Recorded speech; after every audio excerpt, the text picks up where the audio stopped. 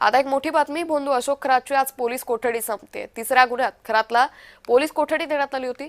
आज चौथ्या गुन्ह्यात एसआयटी पोलीस कोठडीची मागणी करणार आहे। त्यामुळे आज अशोक खरात संदर्भात न्यायालयात नेमकी काय सुनावणी होते, अशोक खरातला पुन्हा पोलीस कोठडी देण्यात येते का, हे पाहणं अतिशय महत्त्वाचं ठरणार आहे।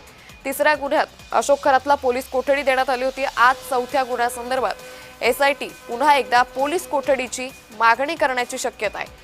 त्यामुळे न्यायालयाकडून पुन्हा एकदा अशोक खरातच्या पोलीस कोठडीमध्ये वाढ करण्यात येते का, की न्यायालयीन कोठडी देण्यात येते, हे पाहणं अतिशय महत्त्वाचं ठरणार आहे।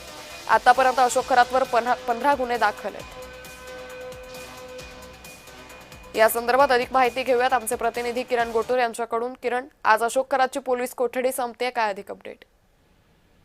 अंकिता, या सगळ्या प्रकरणाचा जो तपास आहे तो एसआयटीकडनं वेगाने सुरू करण्यात आलेला आहे। अनेक धक्कादायक जे माहिती आहे या तपासामध्ये आतापर्यंत उघड झाल्याचं आपल्याला बघायला मिळतंय।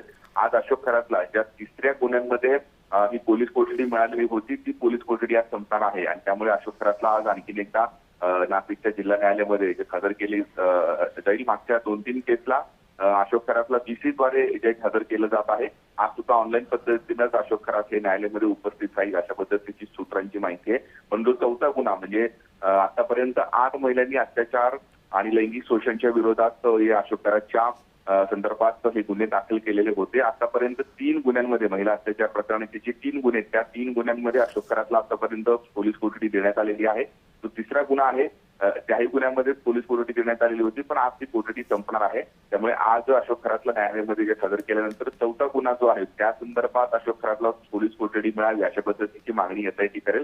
त्यामुळे आज न्यायालयामध्ये नेमकं काय निर्णय होतो हे बघणं महत्त्वाचं आहे। निश्चित या संदर्भातले अपडेट घेत राहू। तुर्तास धन्यवाद किरण, आपण दिलेल्या सविस्तर माहितीसाठी।